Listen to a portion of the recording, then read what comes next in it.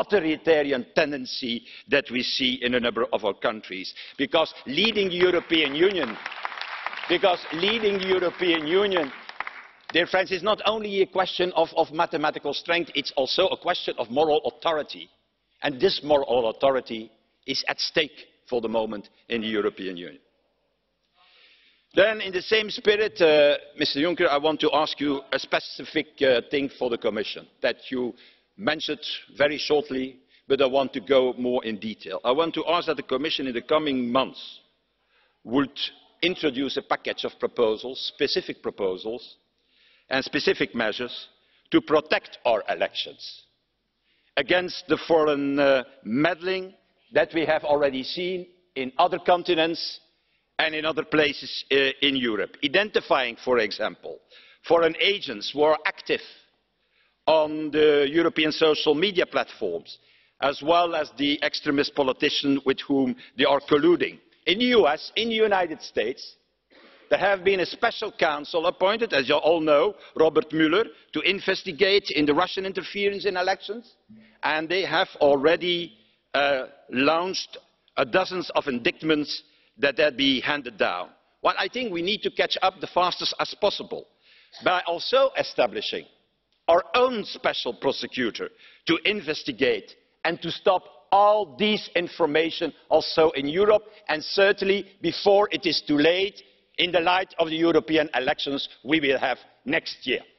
And my special request to you, if the Commission could take an initiative to this and to bring it to the table of the Council and to the table of the European Parliament.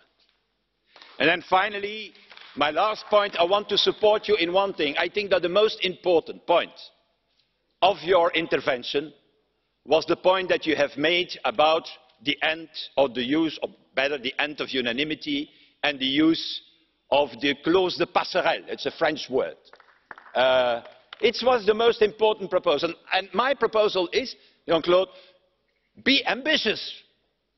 Put all fields, all articles of the treaty that are possible in your proposal of the clause de passerelle. Because I'm pretty sure that at the other side of the table in the Council, there will be a number of them who will not be in agreement with you. And it's all based, the best thing to ask the maximum as possible in politics. Start with 100%. Say, I want the end of unanimity inside the European Union. Because it's the main problem for the moment to decide a number of things. For example, the migration package, Mr. President, as you have mentioned, where the Council is not capable even to decide, even when it is with a qualified majority. So my proposal is, be ambitious, put the whole package in it. All fields of foreign policy, all fields, for me taxation also. Put everything in it. And we will see what will be the end game if we support you. You have said, and that will be my conclusion, that this was in fact the Commission of the last chance. You remember that, 4 years ago. And I'm always asking myself, what can come after the Commission of the last chance in the coming years? So I think what will come is something different. The Commission that we need in the future, dear colleagues, will be more than that. It will be a type of a new, renewed European government, what we need. With one task, that is to realise further the legacy of Jean-Claude Juncker. And also the other visions that have been laid down the latest months, for example, by the French President in his Sorbonne speech. That will be the task of this new Commission. And that is also the task we will offer to the electorate, as our group, as our movement, as a real European alternative on your legacy towards the nationalist and the populist inside and outside of this House. Thank you.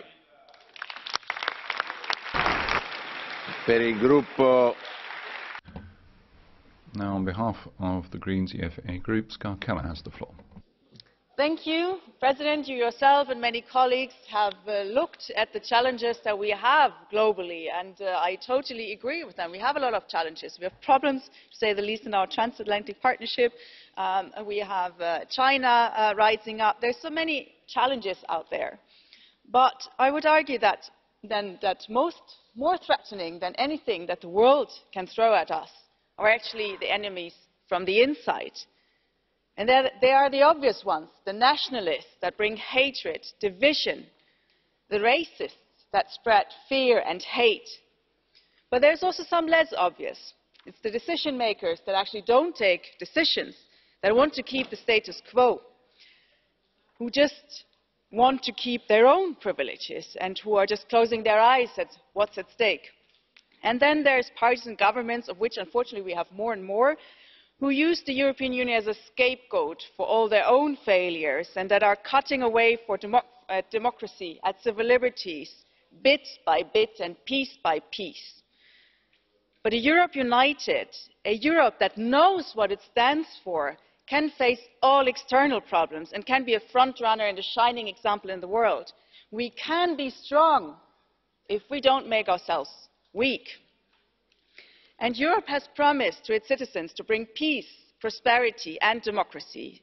And those promises are still very relevant, but we need to renew them and we need to bring them to fulfilment.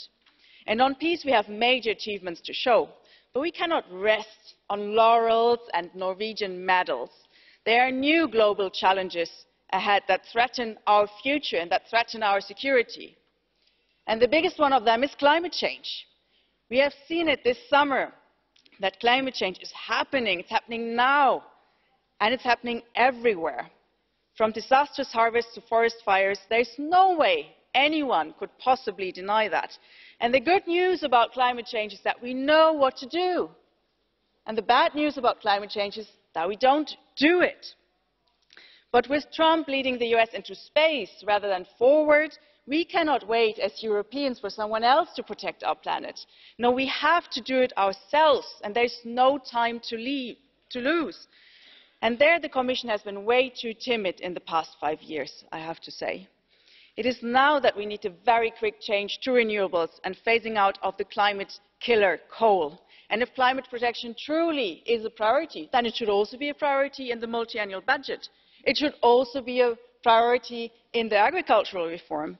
And agriculture is both a victim as well as a culprit in climate change.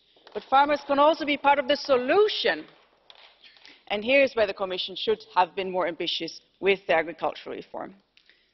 The European Union has also always promised prosperity, but we are far away from the AAA rating that we should have, I agree, on social policies. And the austerity imposed on member states in the past without regards to consequences and also without regards to whether this would actually help anything, that has seriously undermined the European promise of increasing living standards. But increasing the quality of life, that's not just some minor thing that you can forget about. It's an essence of policy making. And we need to renew this promise and build a social Europe.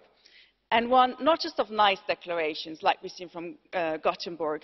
We need not just nice intentions, that's all very nice, but we need a social Europe with real facts and real figures. We need common minimum social standards in Europe. All citizens must get full access to social protection, to housing and to medical care. A framework directive on adequate minimum income schemes can create such a safety net as well, and here it would be very interesting to see a proposal by the Commission so that we can ensure that safety net for everyone and not just for a lucky few. And Europe has promised democracy, rule of law and civil liberties to all its citizens. And that was a very strong call for all the countries that wanted to join, for all the people living under dictatorships who were being deprived from freedoms, like the country where I myself was born. And our continent has a long and bloody history of oppressions, of tanks rolling against protesters, of people suffering in prison camps. And it's only thanks to those courageous people who were marching for freedom, who were marching for democracy, who did not give up, that today in the European Union we have that democracy, we have those civil liberties, and we have freedom. But those very big successes, they are under threat. And we need to fight for them again every single day. Because inside Europe, today, judges are being dismissed, corruption is being legalized, newspapers are closed, universities harassed, and civil society treated as criminals. And this is not a detail. This is a threat to all of us. And again, today as well, courageous people are standing up, marching for human rights their own rights and the rights of their neighbours, and they're marching for freedom, be it in Sicily or Romania, be it in Chemnitz or be it in Pirin. And they defend democracy, they defend humanity, and they defend Europe. And we see as well that if we stand up together, then we really have power. Then we are really strong together. And I think more now than ever, it is now the task and responsibility of all of us to take a stance, to take up all of our responsibilities. We have responsibilities, you as President of the Commission, we all as members of the European Parliament, but all Europeans from north to south, from east to west. Because if Europe loses on democracy, then it will lose itself. And this is about more than about one country or another country. This is about the achievements on this continent that so many people have even died for. This is about our true self, the true self of Europe. And it is time to take a stance. Thank you.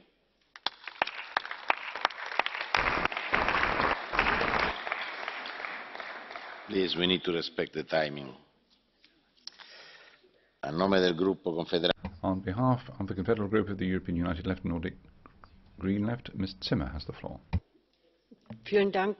Thank you very much, President. Mr. Juncker, today I think you delivered a very intensive speech, giving your political position with which you have exercised the office of Commission President. I'd like to express my respect for that. I think it makes it easier for us to speak about what, from the point of view of the various political groups in the European Union, what should be different. I'd like to start with the evaluation of whether we are in a position where we can say we've got over the crisis. We're in a position where we are girded for all the challenges of the future, that we're prepared so that people have the feeling of social security, of solidarity, of a community in the European Union. I'm saying to you no very clearly. Yesterday, when the Greek Prime Minister was here, one sentence was very clear, very demonstrative. He said, we're out of the memorandum. We've survived. When he says we've survived, if that's the result of a policy which has been shaped by the Union and the Commission, a sort of crisis management which is on the backs of the poorest, and has meant that inequality has become deeper, and that we don't have the safety, the security, that we can look to the future. We all have the feeling that in the upcoming elections there's something facing us where we can say today we have to deflect it because we want to have a Europe of solidarity, of peace, and there's a whole lot of issues where we have to say today's policies, it won't work like that. We have to see that 10 years after the start of the financial crisis, the level of prosperity of the pre-crisis era has not been reached in many countries, and people are not benefiting from growth. The rights of workers in many countries have been severely cut. We must give a signal that these rights and the protection of employees and those who are not in any job, that we get them back, that we strengthen them, that we accept that is part of it, part of being the European Union. And we don't want that the promised social AAA becomes a AAA for a future military strength of the European Union. It can't be that we're taking money from the European budget for the fund that you're talking about. The heading that you used, showing strength, and showing strength to the outside, and protecting citizens, and reminds me of the Austrian presidency. They're saying a Europe that protects, and they're making it very clear. It's not about a social union. is not about that at all. There's no specific goal in the description of this presidency. It's about protecting the external borders and turning away refugees, and this humanitarian catastrophe that we've seen in the summer is being continued. I'm very thankful that you said where the problem lies and who is blocking. And I think that as a parliament we must make it very clear that we need Dublin, that we shouldn't accept that the Council is constantly blocking and they're simply descending into inactivity. The Commission, what you expect from the Commission, say this loud and clear.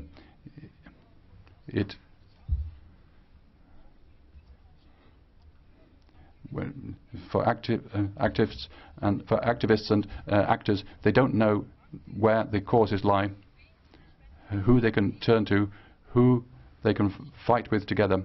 If we don't know who is responsible for what responsibilities are borne by the individual institutions. We must make that very clear. Otherwise, we can't win over voters who can't get over this lethargy when it comes to fighting for Europe. We must tackle that together. There must be a mission, and then we'll differentiate ourselves in the left from all right-wing attempts to destroy Europe. I wanted to stress that. On behalf of the group of the EFDD, Mr Farage has the floor. What a picture you paint! A European Union of peace, of prosperity, of contentedness, and as you said, you're trying to make it a little more perfect every day. Well, it's a very good advertising slogan, but tell you what surprised me. Since your last State of the Union speech, there's been a seismic political event in Europe, perhaps one even on a par with Brexit. Italy, a founding member of the Union, the third biggest economy in the Eurozone, now has a coalition government between the Five Stars and Lega that is polling over 60% of the vote and is posing a direct challenge, both in terms of the management of the Eurozone and indeed how the migration crisis is handled. You made no acknowledgment of that at all. No acknowledgment of the populist revolt that is sweeping through virtually every single member state. Instead, you're to carry on regardless. And I noted your continued use of the phrase sovereign Europe. What you're talking about is a deeper centralisation of power. A centralisation of power in terms of Europe's foreign policy. A centralisation of power, as you first laid out last year, in terms of building a European army. More power at the centre for taxation. All of this, of course, meaning less to be done at the nation-state level. And now, another 10,000 European border guards paving the way for a federal border police in Europe. Well, I tell you something, if you've got problems with the Italians now, you ain't seen nothing yet when you put that proposal to them. But it's all about centralisation. Power, power, power. But here's the funny thing. You appealed to our sense of European patriotism. So why is it that patriotism at the nation-state level is considered to be insular, bad, nasty, xenophobic, probably racist into the bargain? And yet, patriotism at a European level is a good and a virtuous thing. And I'm afraid this idea of European patriotism, this idea of putting that flag above their own nation-state flag, is for the birds. People do not have a profound sense of European identity. They have a sense of national identity. And in a way, that is the great dividing line between your vision of Europe and that, increasingly, that is being said by the electors. We wish to live in nation-states. Now, on Brexit, Mr Juncker, on the Irish border, already there are huge differences between the north and the south, differences of politics, of tax, of currency and of law, and we manage. And if we can get to a free trade deal, well, of course, there'll be no difficulties whatsoever. And I thought you had some very positive things to say. You said our vote to leave was a vote to leave the single market and its associated parts. I agree with you. Quite why Mrs May at Chequers wants to opt back into much of it, I don't know. But you said twice that we need to come to a free trade deal. It's what European exporters want. And it is, absolutely. And it's what we want. Surely now the time is right, the ground is prepared for a Canada Plus style trade deal between you and between us. We leave political union, but we carry on doing business on a tariff-free basis. We want it. Increasingly, I think that you want it. Let's get Brexit sorted. And Mr Verhofstadt, you'll be happy. You'll see the back of us.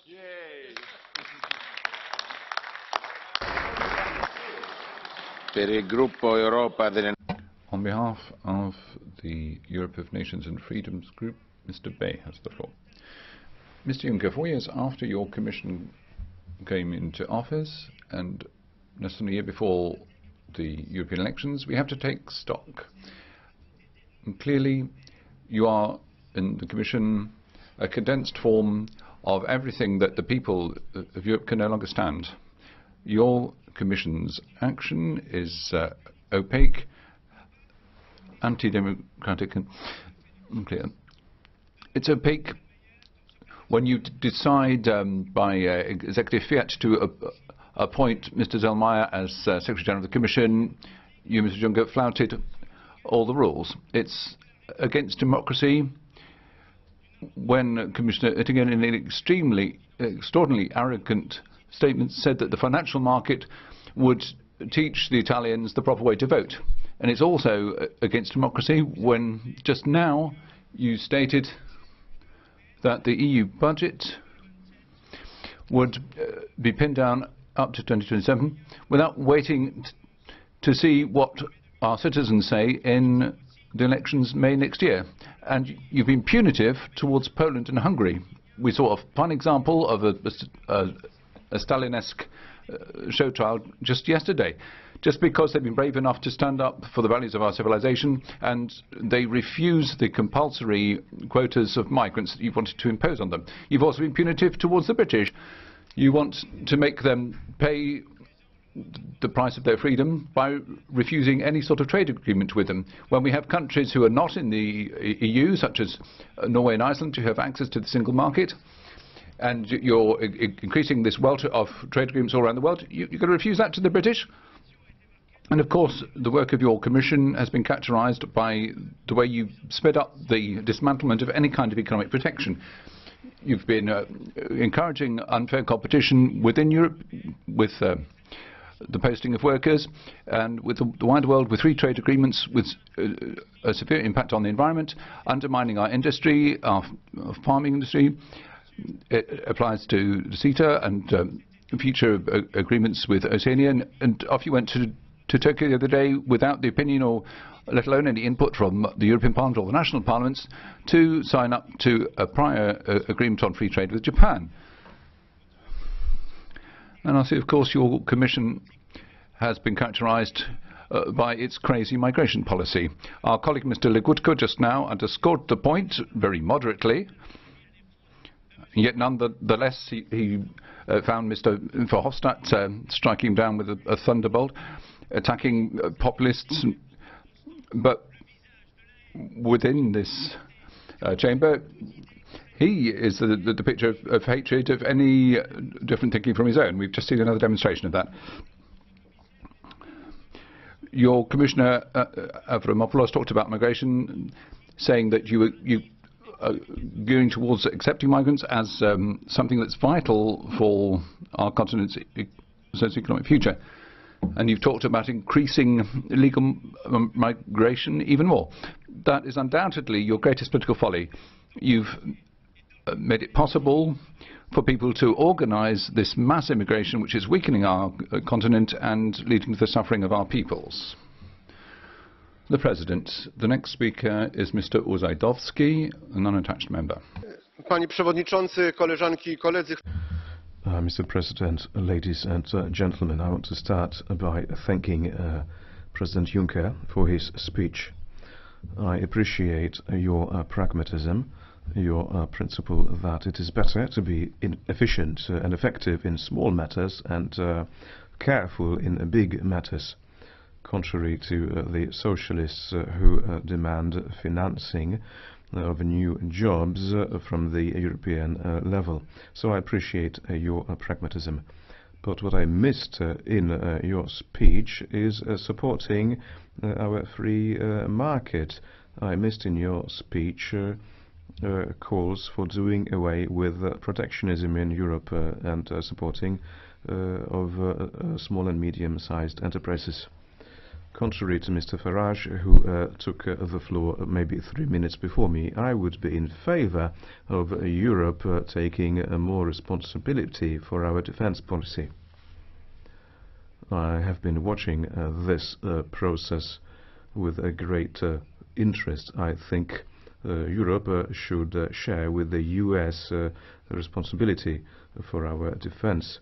But this needs practical solidarity. Europeans must feel that Europe will defend Eastern Europe with the same vigour that with which it defends Southern Europe, and that Europe would not tolerate counterproductive initiative like Nord Stream 2. Thank you.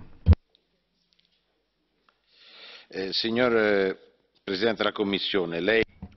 President of the Commission, during the course of your speech, you reminded us of the role of journalists as people who uphold the state of law. Once again, I would like to remind the House that the murderers of 2 journalists, Daphne Caruana Galizia, who was murdered in Malta, and Jan Kuciak, murdered in Slovakia, have still not been found. Until such time as we establish who hired them, we will continue to speak out against the course of events. President Juncker has the floor. President, ladies and gentlemen, I'll make some remarks very briefly and address some specific points that have been put to me. Mr. Bullman, first of all, who drew our attention on the need to develop the rights of children and social rights more generally. I'd like to point out that the Commission has proposed within the Gothenburg process an action of that type, action chapter 3, number 11. I'd like to say to Mr. Keller that today and yesterday I pleaded that the Gothenburg Declaration should be implemented into and become action, and including legislative action. To Mr. Hofstadt,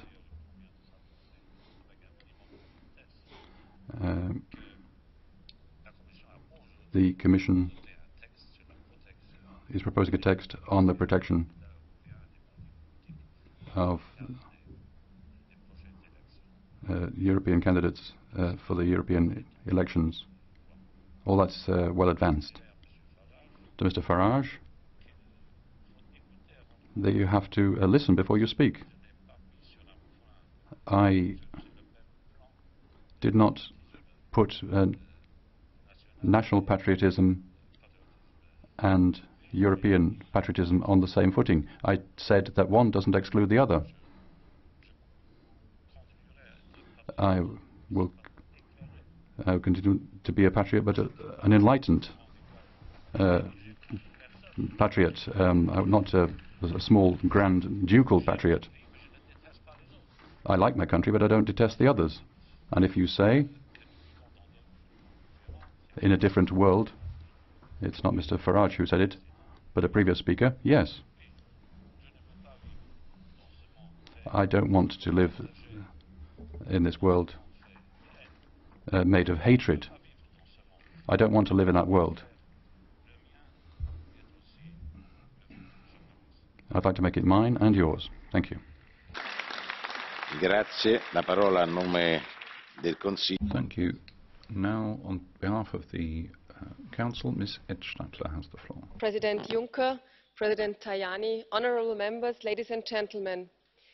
On behalf of the Council, let me first of all thank President Juncker for his address and for his analysis regarding the challenges, but also the opportunities facing our Union at this crucial juncture as we approach the end of the legislature.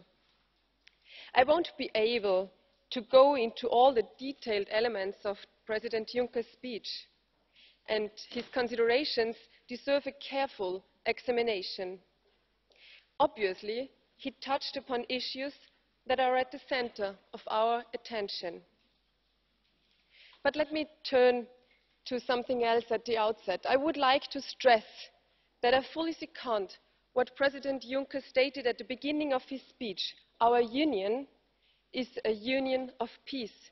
It is a union of prosperity, and we should show respect towards this union, deal with it carefully, and protect our common values. Now let me turn to some issues touched. For instance, the idea of further strengthening Frontex. It is an important element of a functioning EU policy on migration. It was already discussed at the European Council in June, and it will be a main topic for the discussions at the informal Heads of State or Government Summit in Salzburg. And yes, the strengthening of Frontex is, in our view, a precondition to establish a resilient and well-based European asylum system. We hope to find as much as possible a common ground and to bring things forward. The European Council in June also reconfirmed the necessity of bringing our cooperation with Africa to a new level. A visible expression of this aim will be a high-level forum which we are currently planning to hold in Vienna at the beginning of December. And as far as the proposal on summertime is concerned, we are planning to put that very quickly on the agenda of the Council. Given the specific political context before the end of the current legislative term, there is indeed a need to concentrate on the delivery of pending proposals and on the effective implementation of legislation. Be assured that the Austrian presidency's energy and determination is fully focused on this. In recent months, there have been developments which may on surface seem contradictory. There is much talk about Euroscepticism and concerns in this respect ahead of next year's election of the European Parliament. Yet, at the same time, we have seen positive signs on renewed trust and higher levels of support for the Union. For our part, as Presidency, we are confident that there is enough unity and determination in Europe to tackle these challenges ahead and to transfer them into opportunities. Our motto is a Europe that protects, and this is what we try to contribute.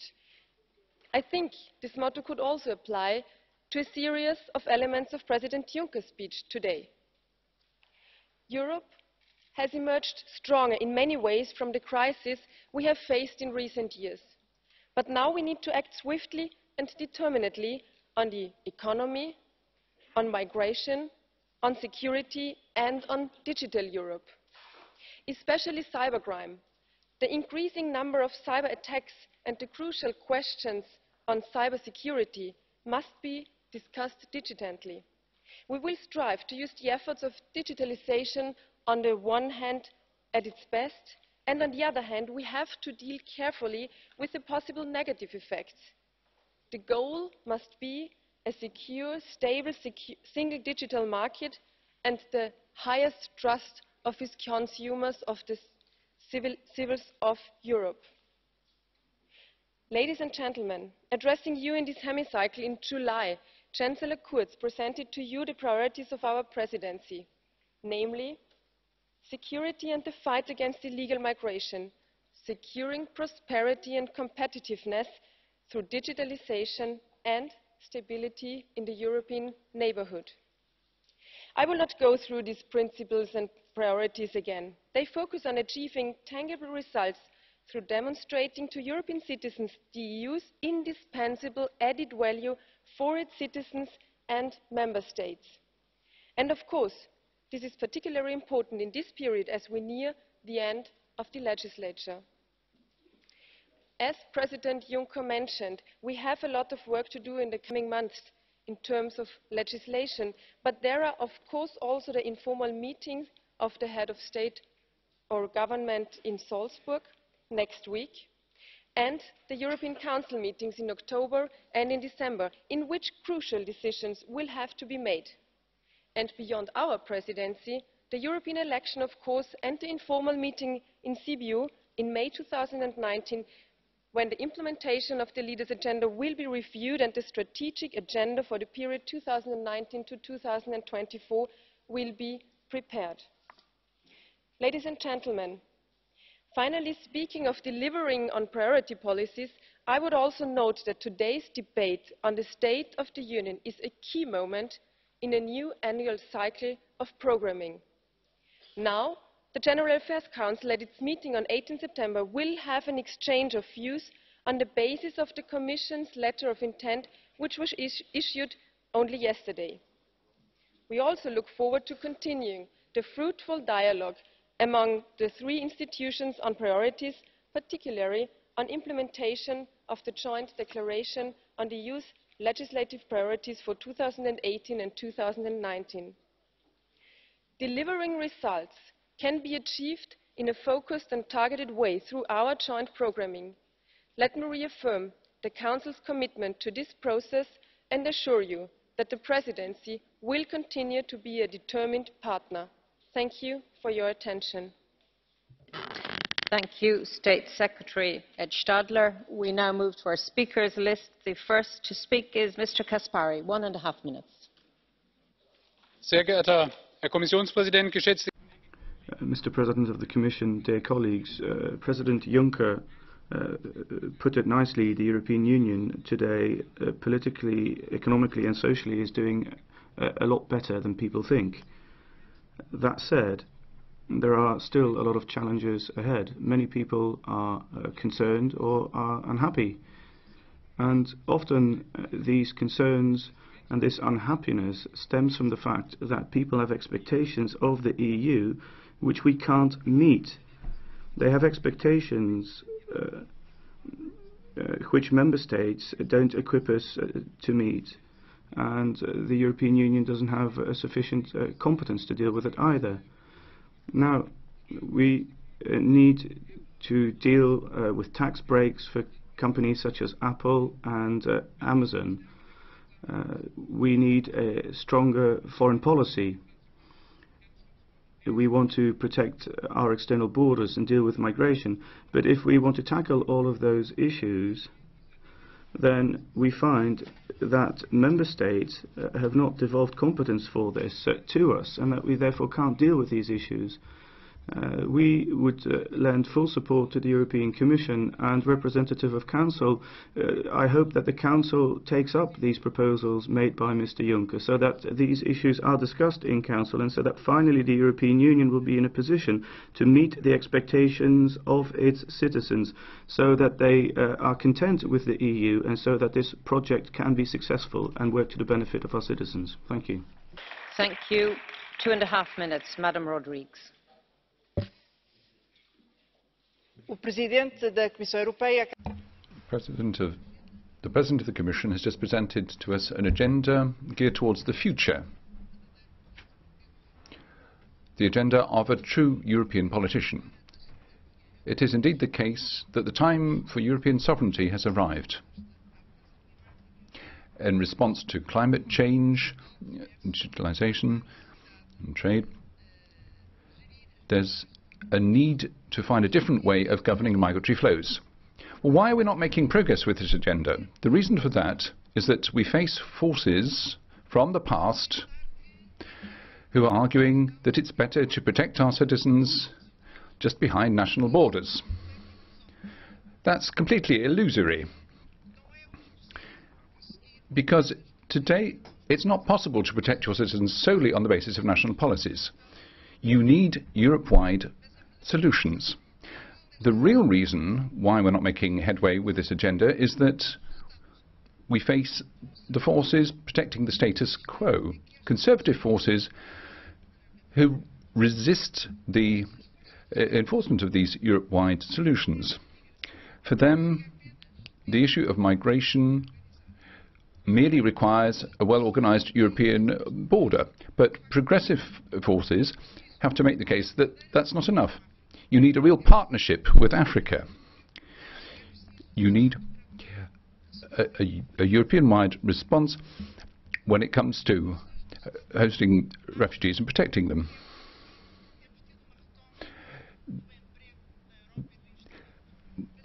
There's a feeling that amongst Conservative forces that it's positive that the economy is recovering, but Progressive forces feel that we need much more. We have to have the energy shift and push the economy in the right direction. But there's a great blockage here. Mr. Weber is satisfied with the current position, but it's just not possible. The Eurozone will continue to be characterized by divergences and until we have a proper common budget policy. Conservative forces think it's enough to have jobs. It's not enough. The quality of jobs has to be regarded as a true social pillar with a contract which will provide proper protection for all European citizens. This can only be achieved when progressive forces manage to overcome those defending the status quo who have been posing obstacles in the course of true European solutions. Thank you. 1 minute, Mr. Solé. Gracias, Presidenta. Mr. Juncker has enlightened us about the need to defend European values against chauvinist nationalism, and I couldn't agree more. But I'd like to make him a suggestion. Please go to Catalonia and visit our 9 political prisoners, amongst them 2 former MEPs. Please go and have a chat with them about the core values and founding principles of the European Union. And after having discussed with them, ask yourself, what are these people, these democratic, peaceful and pro-European people, doing in jail? Ask yourself if having politicians and civil society leaders in jail for nearly a year without trial on the basis of fake accusations, just for having organised a referendum, just for having implemented a democratic mandate, if all this is according to European values. Yesterday, over 1 million people in Barcelona again claiming for our democratic rights, standing up for European values, against repression, and people convinced, despite feeling let down by European institutions, that Europe needs to be part of the solution. Thank you. Mr. Omarjee, 1 minute, please. Merci. Thank you. I don't want to be unjust with you. A lot has to do with your actions. The rich are thanking you because your Commission will have been a chance for tax evasion, a chance for the lobbies and for Bayer and Monsanto, which can continue to poison people for years. It's an opportunity for what has happened to Greece and for all those who are bearing down on the common good. President Macron will thank you too for your encouragements for putting in place structural reforms, opening up to competition in railways, reform of pensions and dismantling workers' rights. President Juncker, Vice President Timmermans, I regret to say that if the rich say thank you, the people of Europe won't be thanking you. Thank you. 1 minute, Mr. Moyton. Frau Präsidentin, wir sprechen heute über die Lage der Madam President, we're talking about the State of the Union today, and President Juncker has given us his vision of that, and he took a historical approach, but his analysis is wrong in its most basic points. For example, he said that the crisis had been overcome. That's not true. It's just been swept under the carpet, and the day will come that we will have to pay the consequences of that. Peace is also not as important as it was in the 20th century, and we have a migration policy which isn't working and which is being supported by this House, and that's a problem too. Then ever closer union as a policy really is outdated as member states are leaving and obviously they haven't understood the warnings of Brexit. This Commission and this policy is now nearing its end, and that was clear from your speech to Mr Juncker. If the EU is to be strong, it really should concentrate on a small number of core tasks and should leave sovereignty to member states. Unfortunately, with the events yesterday with the presence of Mr Orban, the opposite is happening.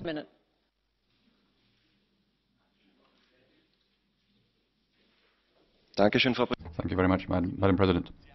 It's very amusing how the first row is praising each other.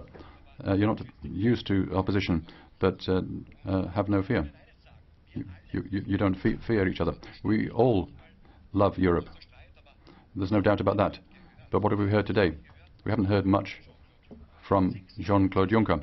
He used the word solidarity 6 times. But colleagues, solidarity isn't a one-way street, but we saw that yesterday in the debate on Hungary. A left wing stressed that. So what has become of the white paper in March 2017? We haven't heard anything about that. I can't go down a route where I don't know what direction I'm going in. It's very strange.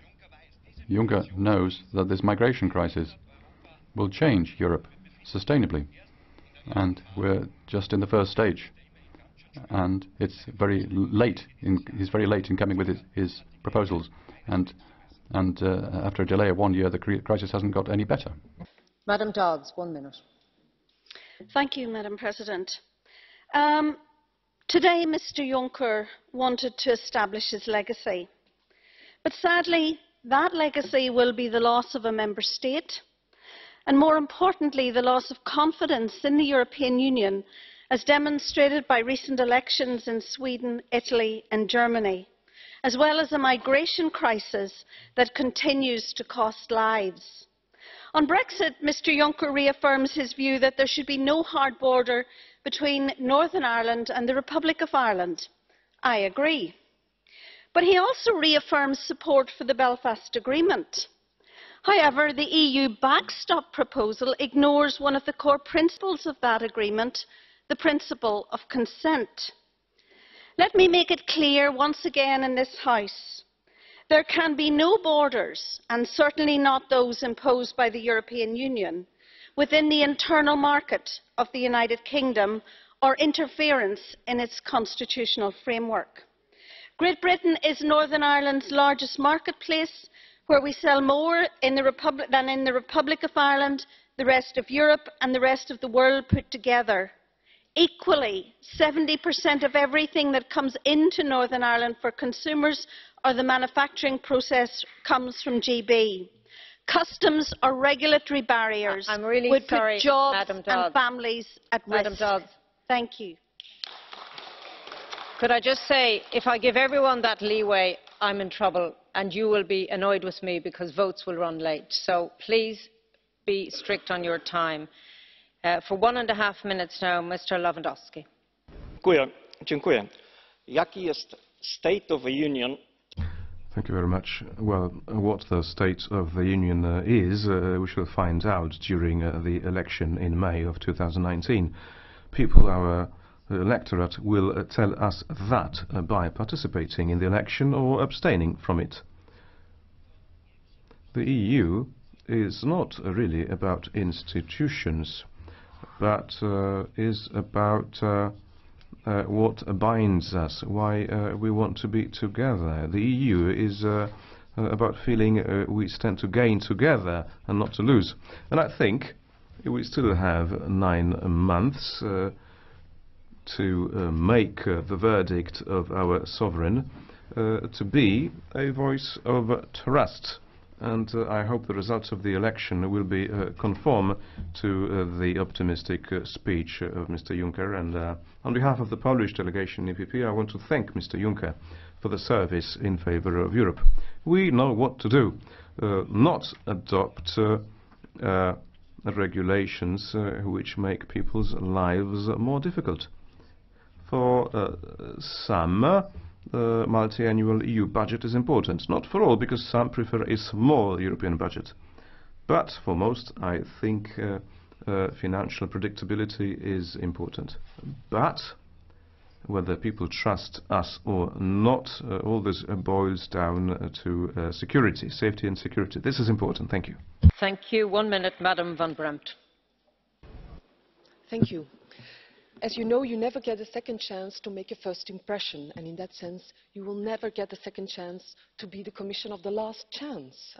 And that's what you promised us when you started this legislature. And that ship has sailed, I have to say. We know now that the successor of Mr Juncker, he will be the next Commission President of the last chance. And this time it might get really serious. Yesterday we saw the face of the anti-democrats. And we all know that sort of extremism in Europe is based on raising inequalities and the fact that our citizens, they fear the future for themselves and their children. This Commission promised us a triple A on social issues. What we have is a file of a lot of paper and nice words, but not the concrete measures to fight the inequalities. And you said you would tackle migration and make sure that we have good answers to that. And now everything is based on the fact that we need to defend our borders. And last but not least, you said we would be top for the climate change. We did some things in a good direction, but we lack the real ambition to have a sustainable future. Thank you very much, Madam. Mr Jadot, 1 minute. Monsieur le Président Juncker. President Juncker, wherever you are, you're no doubt listening to us. You mentioned the dramatic consequences of climate change with us, but on the 25th of July, when you met Donald Trump, you committed the European Union to importing more GMO soya full of Roundup and shale gas. You had no mandate for this deal with America. You didn't hear the ardent desire on the part of Europeans to shrug off glyphosate and climate change. Your Commission has contributed to failing to impose anti-dumping duties on Chinese solar panels, leaving our industry open to their voracious appetite. Your deals with Mercosur and all the others mean a market of animals suffering, deforestation, bad food, climate change. So it's our responsibility to listen to the citizens of Europe, and to depend on the wind and the sun, not on Putin and Trump. Mr Huntis, for 1 minute. Thank you, Madam Chair, Mr Juncker. From yesterday's discussion on Greece, it shows, and Europeans all of a sudden remember that there is no sovereignty in Europe. We all of a sudden remembered that the peoples of the South paid and bore the brunt of the crisis, that the priority in Europe is the interests of banks and multinationals and not the working people and the youth. This is where we are at right now in the European Union. This is the nature of the European Union. From the address of Mr Juncker, now we understand that the future of Europe will be an intensification of austerity measures and reforms, a further dissolution of social rights, unemployment, poverty, which is a perfect ground for nationalism to prevail. But European nations will only be able to prosper outside of the European construction with a true ability of solidarity and prosperity. Thank you. Thank you. 1 minute, Mr Juncker. President Juncker, it's game over. It's over with you telling fables about your vision for Europe. There used to be a Europe that was going to make sure that families were becoming richer and safer, but that is now failed. It's a doomed enterprise for families, citizens and businesses alike. And this European project has now led to the fact that they're poorer and less safe. Now, Mr. President said that Europe's peoples need certainty, but you don't know what Europe's population needs, unfortunately. The only certainty that the citizens of Europe have is that they don't like what you have to say. I think you need to self-assess your own policies, and this through the eyes of European citizens. They want you to step down. Please stop thinking that the Italians are there to be made fun of, and please stop telling lies too. 1.5 minutes, Mr. Prost. Monsieur le President, we're looking at stock taking your mandate, but that is not all.